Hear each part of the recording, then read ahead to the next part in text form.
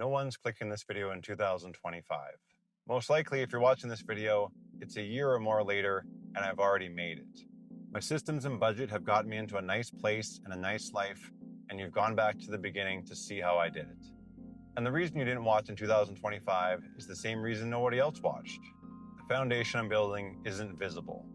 I've paid $1,000 off my debt in the last 2 months, paid for some van repairs, paid $400 for a microphone, but none of that stuff shows up visibly.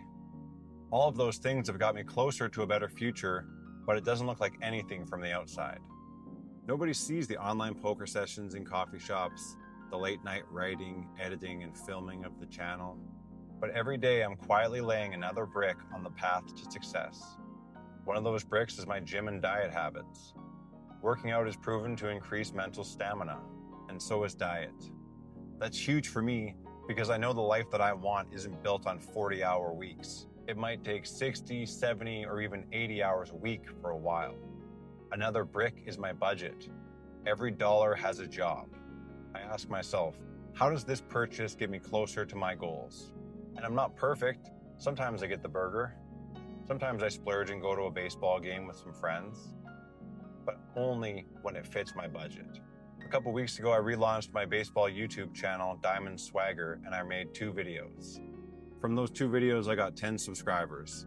Now I have 78. Far from being monetized yet, but it's growing. And I'm confident that if I keep working hard on making better videos, it'll eventually do well. But if you're watching this trying to figure out how I did it, it wasn't luck. It was tools. 3 mental tools that I forged within myself. The first tool was voluntary hardship. At the start of 2025, I faced a bunch of setbacks in different areas of my life that made me wish that my life was easier. One day, it occurred to me that instead of hoping for an easier life, I could volunteer to do difficult things on a daily basis and make the difficult things in my life easier by comparison. So I found out about 75 hard, but I wanted to do it 1 better. So I called it 76 harder. And every single day, I did something difficult. Whether that was doing burpees in the snow, whether that was running 400 meters on a snowy track in the middle of winter, every single day I woke up, I was going to do something that kicked my ass. It literally made me a more resilient person.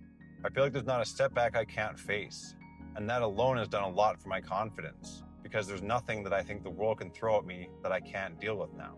YouTube videos not getting any views? So what? Keep learning. Get a flat tire in the rain? Oh well, needs to be fixed. Move on. The second tool was reframing failure.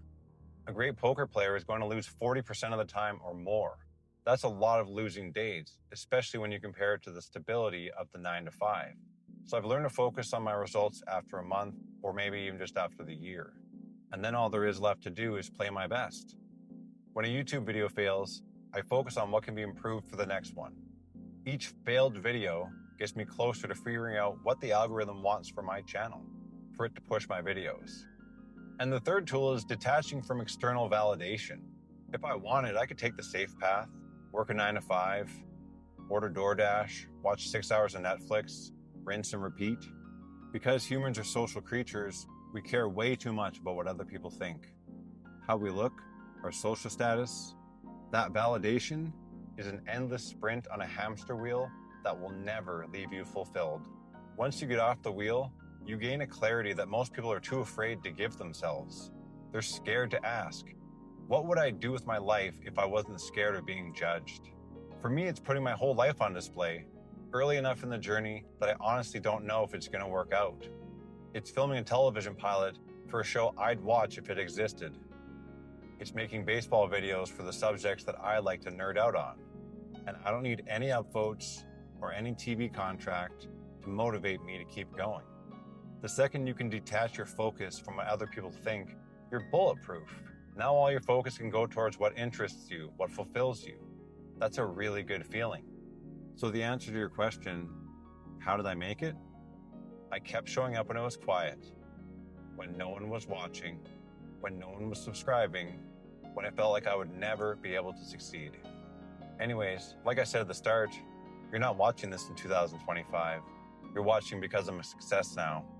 And I can say that before it happens, because I was never going to stop until I was.